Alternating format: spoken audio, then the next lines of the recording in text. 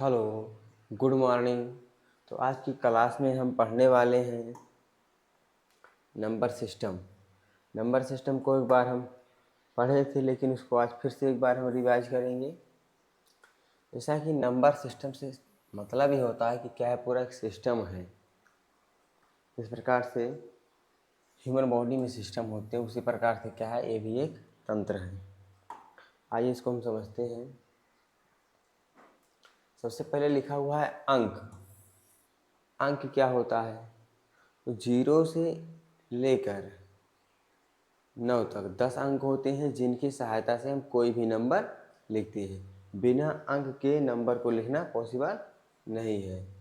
कौन कौन सा अंक है? 0, 1, 2, 3, 4, 5, 6, 7, 8 और 9। तो 10 अंक होते हैं, इन्हीं की सहायता से कोई भी नंबर लिखा जाता है। क्लियर? आइए हम आगे देखते हैं। प्राकृतिक संख्या यानी कि नेचुरल नंबर्स। जैसा कि पता चलता है, प्राकृतिक संख्या यानी प्रकृति में मिलती होंगी, यानी कि काउंटिंग नंबर्स, गणना करने वाली संख्याएं। इनसे हम क्या करते हैं? वस्तुओं को गिनते हैं, वस्तुओं को गिनने के लिए उपयोग करते हैं। प्राकृतिक संख्याएं क्या होती हैं? एक ऐसी संख्याएं होती हैं जिनसे हम वस्तुओं को गिनते हैं। प्राकृतिक संख्याएं ऐसी संख्याएं होती हैं जिनसे हम वस्तुओं को गिनते हैं। और वस्तुओं को गिनना हम कहाँ से स्टार्ट करते हैं? 1 से। इसलिए प्राकृतिक संख्याएं 1 से शुरू होकर के कहाँ समाप्त होती हैं? अनंत पर।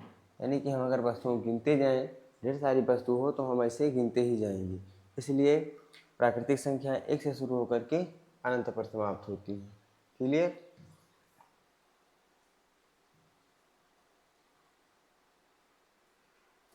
आइए आगे देखते हैं।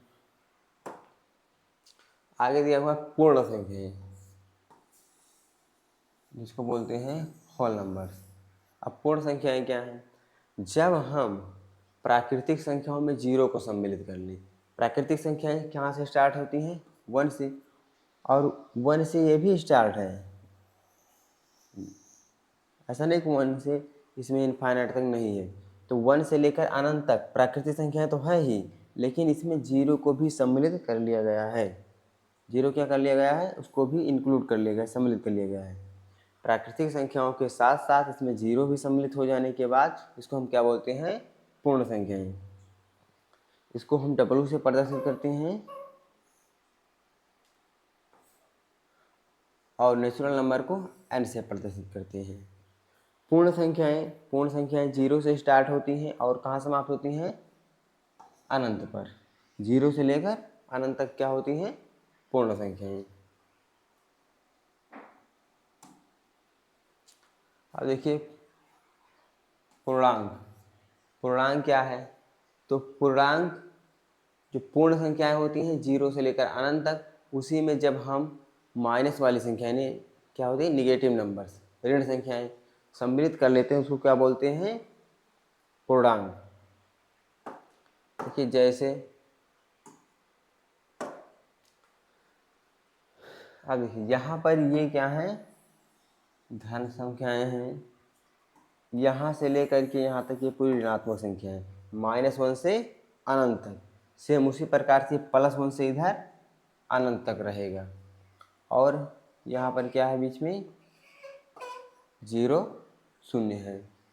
इसलिए हम कह सकते हैं पूर्णांक। पूर्णांक क्या है? तो धन संख्याएं, ऋण संख्याएं और 0 को सम्मिलित करके या मिलाकर तीनों को क्या बोलते हैं? हम पूर्णांक बोलते हैं।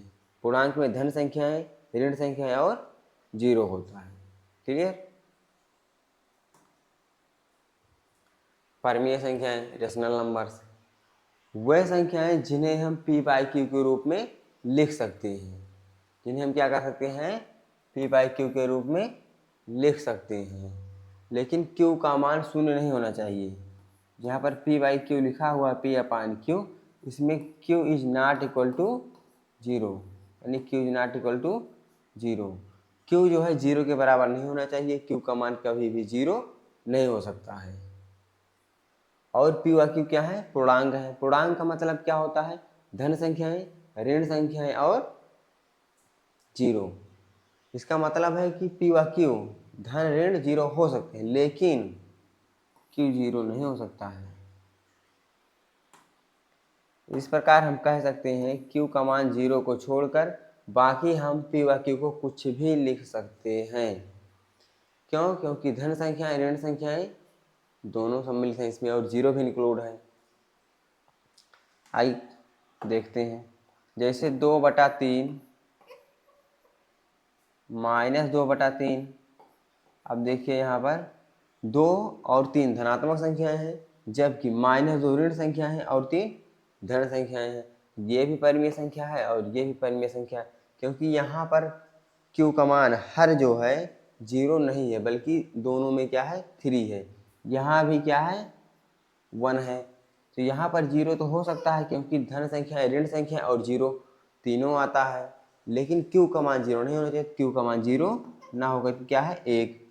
क्यू का मान जीरो नहीं होना चाहिए, तो ये क्या है, ये गलत है। ये जो है परिमेय संख्या नहीं है, क्योंकि क्यू का मान जीरो नहीं होना चाहिए। ये भी क्यू का मान जीरो नहीं है, क्यू का मान जीरो नहीं है, परिमेय संख्या है। क्यू का मान जीरो नहीं है, भी क्या है परिमेय संख्या है। तो अगर हर जीरो नहीं होगा तो कोई भी नंबर लिखा हो, चाहे धन में लिखा हो, चाहे ऋण हो, चाहे नेगेटिव हो, चाहे पॉजिटिव हो, तो क्या हम कह सकते हैं वह संख्या परिमेय संख्या होगी। अपरिमेय संख्याएं एक ऐसी संख्या है जिन्हें हम पी बाई क्यू के रूप में नहीं लिख सकते हैं। पी बाई क्यू के रूप में नहीं लिख सकते हैं, वो क्या कहलाते हैं अपरिमेय संख्या। जैसे √3, √5, √7 और पाई। अब देखिए जो रूट में ये संख्याएं लिखी हुई हैं इनका वर्गमूल हम नहीं निकाल सकते हैं। अगर हम किसी भी संख्या का वर्गमूल निकाल सकते हैं, अगर स्क्वायर रूट निकल जाता है, जैसे 4 का स्क्वायर रूट 2 होगा, 4 यानी 4 का वर्गमूल 2 होगा। तो ये इस प्रकार से 2 क्या है, 2 क्या है अपरिमेय संख्या। √4 जो होगी, नहीं सॉरी, √4 क्या होगी परिमेय संख्या। क्यों? क्योंकि इसका स्क्वायर रूट निकल गया। जिसका स्क्वायर रूट नहीं निकलेगा, वर्गमूल नहीं निकलेगा, वह क्या होगी अपरिमेय संख्या। जिसका स्क्वायर रूट यानी कि वर्गमूल निकल जाएगा वह परिमेय संख्या होगी। √16 यानी कि अगर स्क्वायर रूट 16 दिया गया है, इसका स्क्वायर रूट हम निकालें 16 का, क्या हो जाएगा 4। इस प्रकार से क्या हो जाएगी परिमेय संख्या। क्लियर? वास्तविक संख्याएं यानी कि रियल नंबर्स। रियल नंबर्स क्या हैं? तो परिमेय संख्याएं और अपरिमेय संख्याएं दोनों को सम्मिलित रूप से मिलाकर क्या बोलते हैं, दोनों को सम्मिलित रूप से मिलाकर हम वास्तविक संख्याएं बोलते हैं। यानी कि रेशनल नंबर्स और इरेशनल नंबर्स दोनों को इंक्लूड करके यानी मिलाकर हम सम्मिलित रूप से वास्तविक संख्याएं बोलते हैं। अब परिमेय संख्याएं, इसको हम पहले पढ़ चुके हैं कि क्या होती हैं, जिन्हें हम पी बाई क्यू के रूप में लिख सकते हैं। पी व क्यू का मान क्या होना चाहिए, पूर्णांक होना चाहिए, और क्यू का मान कभी भी जीरो नहीं हो सकता है। ये क्या है √4, इसका स्क्वायर रूट अगर निकालें तो हम 2 हो जाएगा, 2/1 लिख सकते हैं, और क्यू का मान जीरो नहीं है इसलिए ये परिमेय संख्या है। अपरिमेय संख्याएं जो क्या होती हैं, रूट में होती हैं और जिनका स्क्वायर रूट नहीं निकलता है। रूट में होती हैं और स्क्वायर रूट नहीं निकलता है। जैसे देखिए यहाँ पर 4 वर्गमूल 4 है, अगर 4 का वर्गमूल निकाले 2 आ गया, लेकिन √3 का वर्गमूल नहीं निकलेगा, इसलिए क्या है ये अपरिमेय संख्या है। और पाई भी एक क्या है अपरिमेय संख्या है।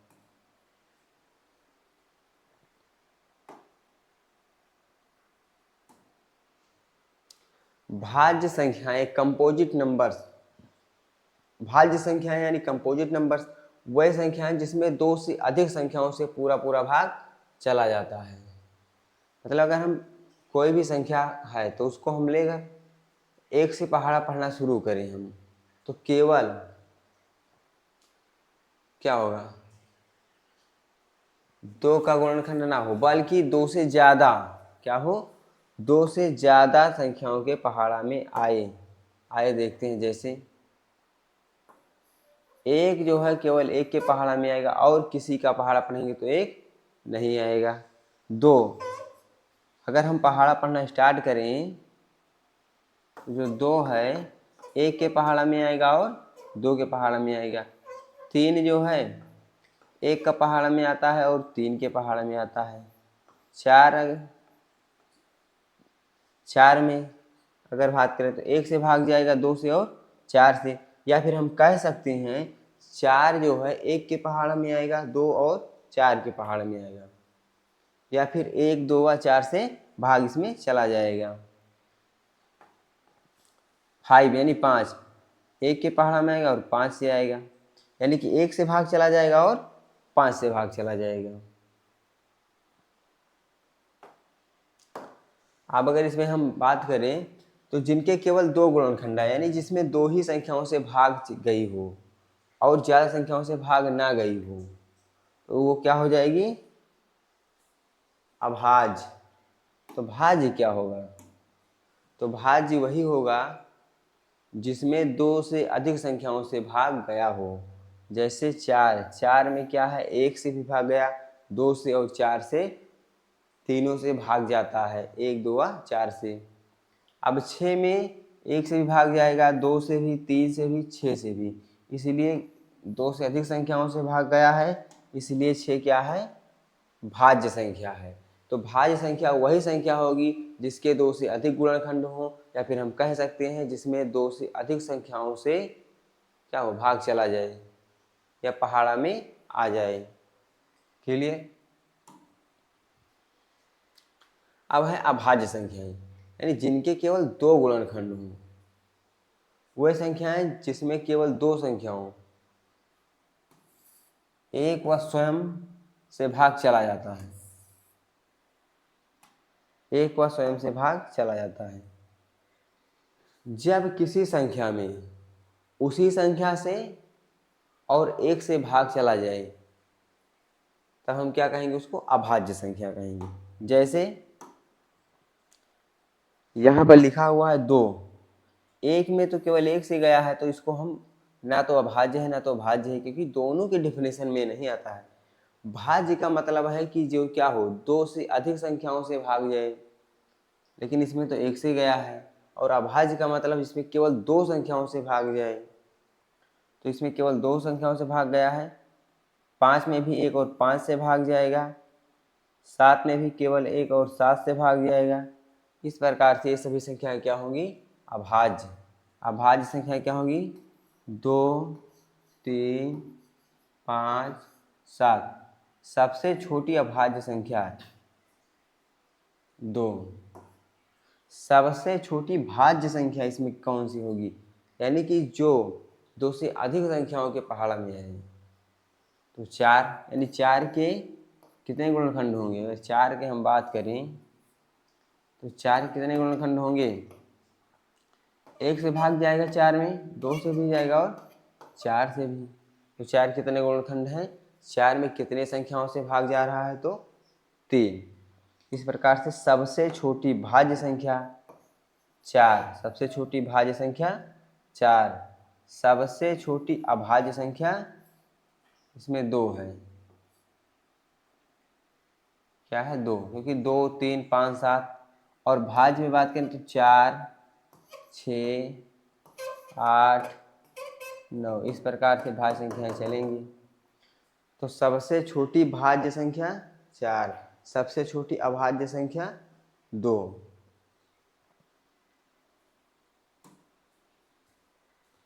एक बार हम रिवीजन करेंगे इन सब का। अब देखिए, सबसे पहले जो सबसे छोटा बॉक्स यानी गोला बना हुआ सर्कल, सबसे छोटा सर्कल जो है वो नेचुरल नंबर्स का है, प्राकृतिक संख्याओं का। तो प्राकृतिक संख्याओं में क्या दिया हुआ है?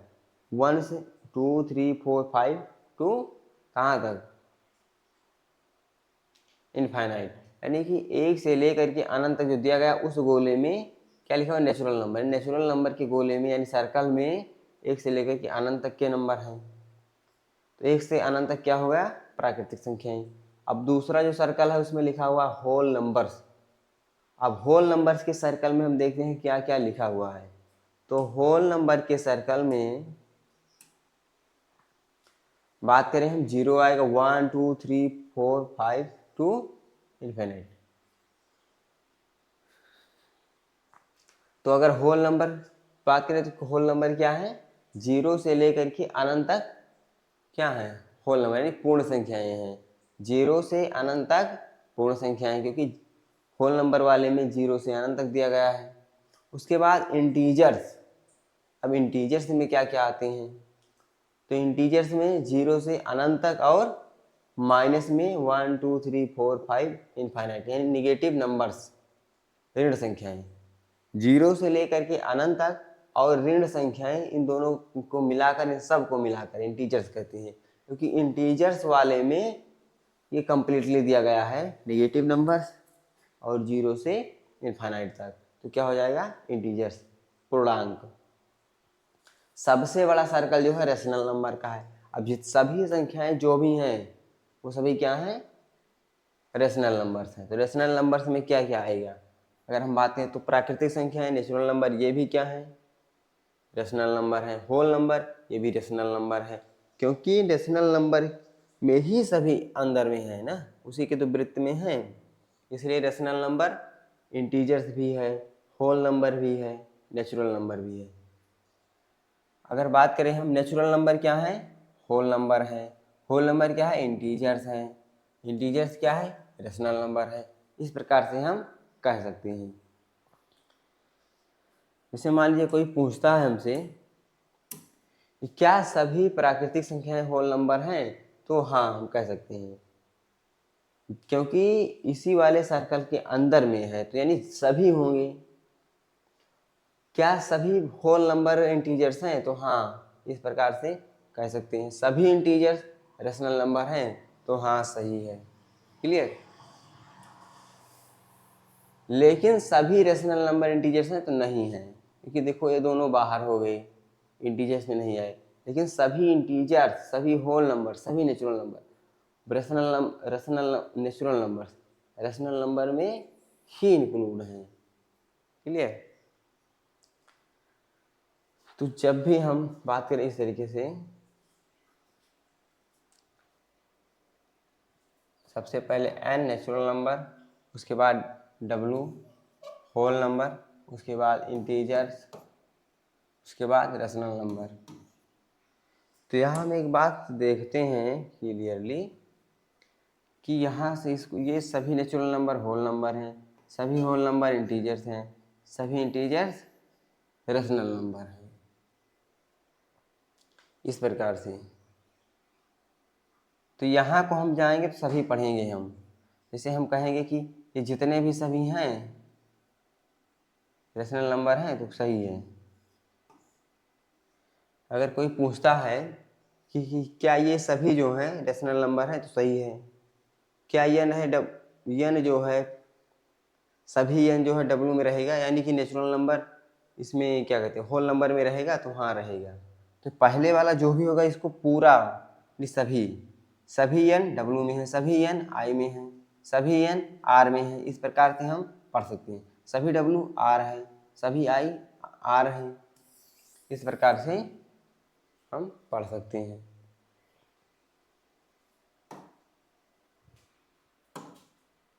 आइए नेक्स्ट पेज पर देखते हैं। अब वास्तविक संख्याएं। अब वास्तविक संख्याएं क्या है, तो वास्तविक संख्याएं परमीय और अपरमीय संख्याएं दोनों को सम्मिलित रूप से वास्तविक संख्याएं बोलती हैं। परमीय संख्याएं जिनको हम पी बाई क्यू के रूप में लिख सकते हैं, अपरमीय संख्याएं जिनको हम पी बाई क्यू के रूप में नहीं लिख सकते हैं। अब परमीय संख्याएं दो भाग में डिवाइड हैं, शांत दशमलव, अशांत दशमलव। शांत दशमलव यानी टर्मिनेटिंग डेसिमल। तो हम भाग देते हैं दशमलव का, तो क्या होता है, वो भाग रुक जाता है। लेकिन अशांत वाला क्या होता है, भाग जाता रहता है, वो टर्मिनेट नहीं होता है। अशांत आवर्ती दशमलव, भाग जाता भी रहेगा और आवर्ती मतलब बार बार क्या होगा, रिपीट होगा। भाग जाता रहेगा और बार बार रिपीट होगा। अब देखिए एग्जाम्पल क्या होता है, जैसे इसमें मान लो लिखे हम 2.3, तो ये क्या हो गया, अब आगे भाग नहीं जा रहा है, इसलिए शांत दशमलव है, टर्मिनेटिंग डेसिमल टर्मिनेट हो गया। अब इसमें अशांत भी रहेगा, जैसे 2.33 इस प्रकार से अशांत आवर्ती। ये भाग जा भी रहा है, टर्मिनेट नहीं हुआ, बल्कि क्या हो रहा है, बार बार रिपीट हो रहा है, इसलिए लिखा हुआ है नॉन टर्मिनेटिंग बट रिपीटिंग अशांत आवर्ती दशमलव। अशांत भी रहेगा और आवर्ती भी रहेगा, बार बार ये भाग जाता रहेगा, रिपीट होगा वही। और जो अपरिमेय संख्या होती है अशांत अनावर्ती होती है, तो कभी टर्मिनेट भी नहीं होगा, भाग जाता भी रहेगा, क्या होगा, भाग जाता भी रहेगा और अनावर्ती होगा, बार बार रिपीट नहीं होगा। जब बार बार रिपीट नहीं होगा तो किस में आएगा, अपरिमेय। जैसे मान ली 2.3 7 2 5 6 8 7 1 इस प्रकार से कुछ भी अलग अलग आता रहेगा, रिपीट नहीं होगा। अशांत भी है, यानी कि टर्मिनेट नहीं हुआ, भाग क्या है, बार बार जा रहा है और ये रिपीट भी नहीं हो रहा, अलग अलग नंबर बार बार आ जा रहा है, डिजिट आ रहा है, इसलिए क्या हो जाएगा, ये अशांत अनावर्ती। रुका भी नहीं, अशांत भी है, अनावर्ती, और रिपीट भी नहीं हो रहा है, अलग अलग नंबर बार बार आ रहा है, इसलिए अशांत हो जाएगा, अनावर्ती में आएगा, तो इसे बोलेंगे अपरिमेय। लेकिन जब क्या हो, शांत यानी कि टर्मिनेट हो जाए, भाग चला जाए, रुक जाए, बार बार भाग ना जाए, तो शांत रहेगा, तो वो तो आएगा परिमेय में। अशांत भी रहे, आवर्ती बार बार रिपीट हो, भाग भी जा रहा हो बार बार और क्या हो, रिपीट भी हो रहा, तो अशांत आवर्ती दशमलव में आ जाएगा। अब है डेसिमल, उसी को एक बार फिर से देखते जो अभी हम देखे हैं। शांत दशमलव और अशांत दशमलव। शांत यानी जो टर्मिनेट हो जाए, भाग गए पर बार बार भाग ना जाए बल्कि रुक जाए, जैसे मान लीजिए 2.5 2.5 टर्मिनेट हो गया, तो ये परिमेय संख्या है। अब अशांत दशमलव में, अशांत का मतलब जो भाग जाता रहे, रुके ना, हमेशा भाग जाता रहे, उसको बोलते हैं अशांत। रिपीटिंग आवर्ती, नॉन रिपीटिंग अनावर्ती। इसमें एक क्या होता है, आवर्ती होता है, बार बार भाग तो जाता रहेगा लेकिन आवर्ती भी रहेगा, वो बार बार क्या होगा, रिपीट होगा। जैसे बोलो 3 3 3 इस तरीके से क्या होगा, रिपीट होता रहेगा, आवर्ती रहेगा, रिपीट होगा। अनावर्ती, इसमें रिपीट नहीं बल्कि कोई अलग अलग नंबर आएगा, 3 8 7 6 5 इस तरीके से अलग अलग नंबर आएगा। तो अशांत में जो आवर्ती होगा, रिपीट होगा, उसको हो जाएगा परिमेय। ये संख्या क्या होगी, ये परिमेय होगी, ये परिमेय संख्या है, लेकिन ये अपरिमेय होगी। जो अशांत रहे यानी कि भाग जाता रहे और अलग अलग नंबर आए, तो उसे बोलते हैं अनावर्ती, नॉन रिपीटिंग।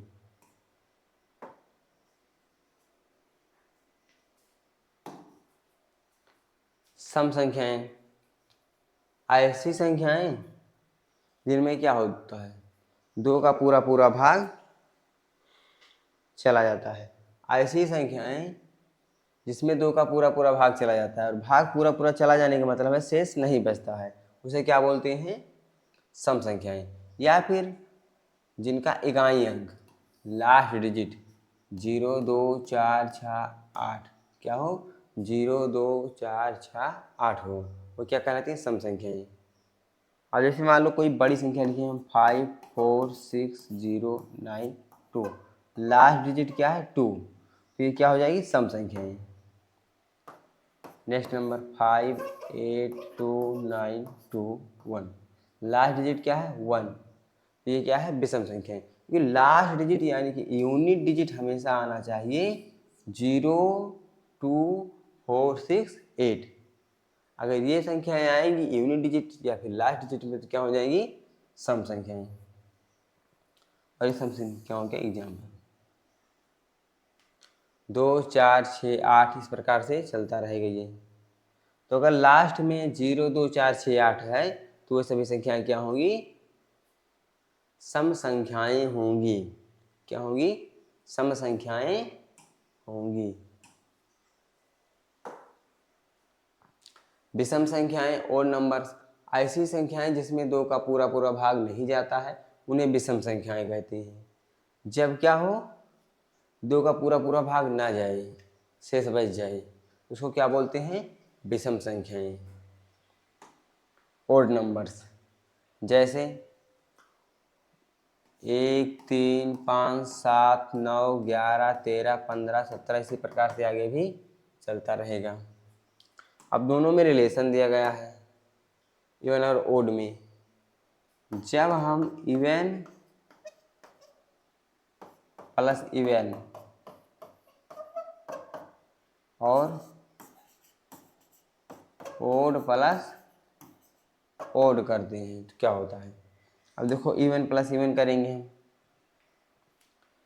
2 + 4 क्या है, इवन नंबर दोनों है, 6 आया, क्या आया, इवन। यानी कि यहाँ पर भी आ जाएगा इवन। जब भी हम इवन में इवन यानी कि सम में सम संख्या जोड़ेंगे तो सम संख्याएं आएगा। जब क्या करेंगे हम, ओड प्लस ओड यानी विषम, 3 + 1 क्या हो गया, 4, इवन आ गया। क्या आएगा, इवन। विषम संख्या में विषम संख्या ऐड करने पर क्या हो जाता है, वो सम संख्या हो जाती है। क्या हो जाती है, सम संख्या। जैसे देखो 3 विषम है और 1 भी विषम है, दोनों ऐड कर दिए क्या होगा, 4, 4 क्या है, इवन यानी सम संख्या है। अब जब दोनों अलग अलग ऐड करें तो क्या होगा, मान लीजिए इवन प्लस ओड 2 हो गया प्लस 3 हो गया, आ गया 5, 5 क्या है, ओड नंबर। क्लियर। जब सम संख्या में सम संख्या ऐड कर जोड़ेंगे तो सम संख्या आएगी, सम में विषम जोड़ेंगे तो विषम संख्या आएगी। और जब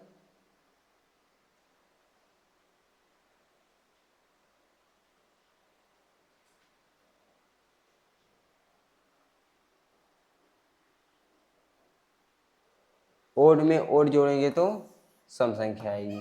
जब दोनों सम हो तब सम रहेगी, दोनों ओड हो तब ओड रहेगी। जब दोनों सम हो तो सम रहेगी, दोनों विषम हो तो सम रहेगी, दोनों अलग अलग हो तो विषम आएगा। क्लियर।